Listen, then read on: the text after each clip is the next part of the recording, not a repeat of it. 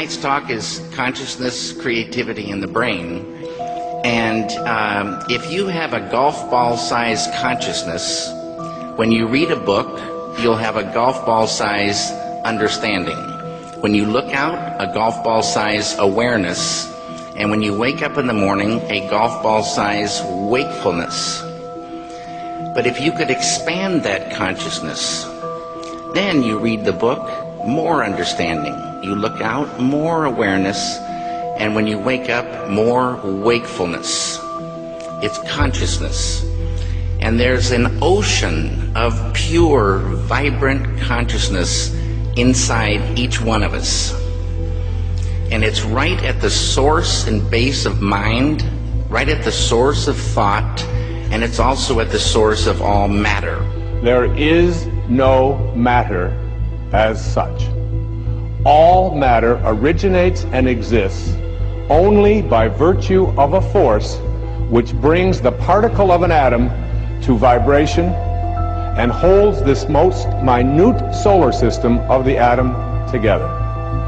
We must assume behind this force the existence of a conscious and intelligent mind. This mind is the matrix of all matter. Matter seems like a good place to begin. The solidity of the world seems totally indisputable. As a fixed thing that you can see and touch, your body is also reassuringly solid. But beginning with Einstein, modern physics has assured us that this solidity is a mirage. All of physical matter, everything we have around us, is the result of a frequency.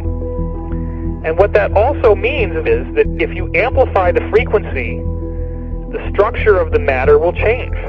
What this self-contained system is a hologram. It's what I call the super hologram. Everything within it is an expression of that hologram.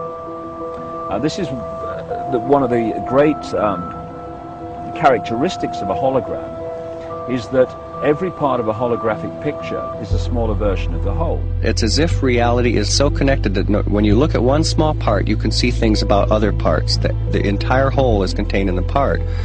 And in a sense, you can't divide reality up because we're cutting up a hologram. We can't find where one particle is because it's always a reflection of all particles.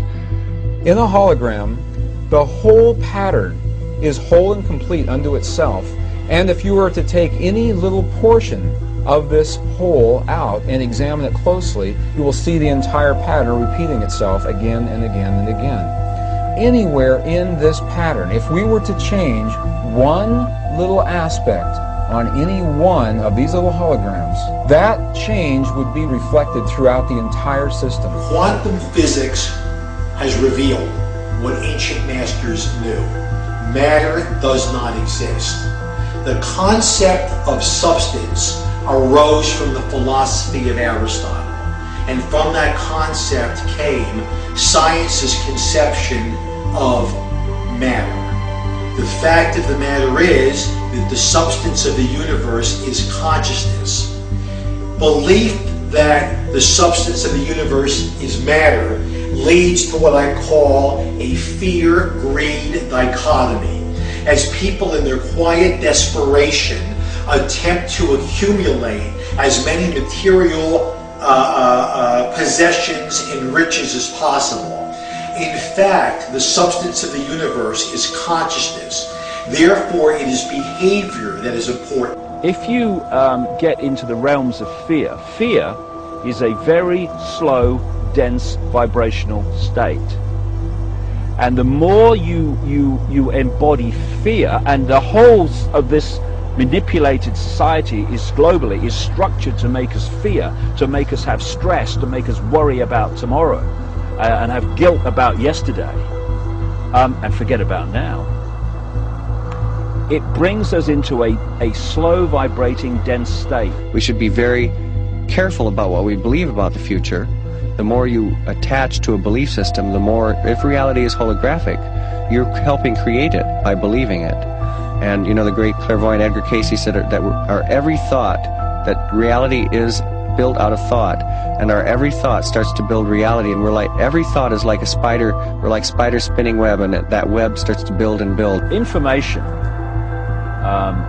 is the key, because this matrix, this illusory reality that we think is real, people say to me, what is the matrix? Answer, it's information. Information creates fractals. As information flow increases, the number of fractals, mathematically speaking, increase. This was demonstrated by a mathematician named Theodore Gordon. Fractals are unpredictable functions, so things are becoming more and more unpredictable. When you start getting into fractals and chaos theory, when you look at it in terms of a society, this is where it starts to cross over into the so-called Illuminati or the negative elite, the world leaders with their philosophy of order out of chaos. There is some truth to that, in the sense that when the system becomes highly destabilized, there will be random shifts that suddenly self-organize into higher complexity. At the subatomic level, reality behaves in accordance with the expectation of the observer, or the measurer, the scientist. Why is that remarkable? Because everything in the universe is composed of those subatomic particles. These atoms are particles that are whirling at lightning speeds around huge empty spaces, and the particles aren't material objects. They are fluctuations of energy and information in a huge void of energy and information. And what the science now is showing is that when you can change the field that the atom is in, you change the atom. And we're made of those atoms. So when we have feelings in our hearts, we're changing the field that connects the stuff everything is made of, and we literally are altering our physical reality. Once you establish the reality we live in, and the nature of what the physical body is, it's a biological computer, and the nature of what we are, which is consciousness, and then you start, as I have, looking at the way this world is structured and how it works and why they do this and why they do that, it suddenly brings into crystal clarity why the world is structured as it is. Because, you know, people look through their eyes and they think this is the world, but it isn't. It's a tiny, tiny frequency range within an infinite energy field of infinite frequency ranges. And basically it's like a holographic television channel. It is the act of consciousness that actually creates the building block that the universe is made of. I can't imagine a universe that exists without us, because it's the act of us observing the world around us that is creating, allowing us to create as we go in a participatory universe. We may never find the edge of our universe as we're looking to define what this universe looks like. We may never find the smallest particle in the quantum world to see what this stuff is that we're made out of. And the reason is because everywhere we look, everywhere that consciousness explores with the expectation that something will be there, that exploration, that act of looking, observation, is the act that creates something for us to see. That we are actually building this universe as we go. Consciousness is the programming language of the universe. We are consciousness conductors. That's what we do. That's who we are. Consciousness comes through us. It emanates from us. We are the creators. We are the ones who are targeted on this planet because we are the ones who transmit the reality just like everybody else does. If you switch your brain off and you are sucked into the mainstream media illusion, we must understand that we are being used because we create reality. So if we are manipulated in a certain way, and if we are modulated in a certain way, then our creation becomes not ours but somebody else's.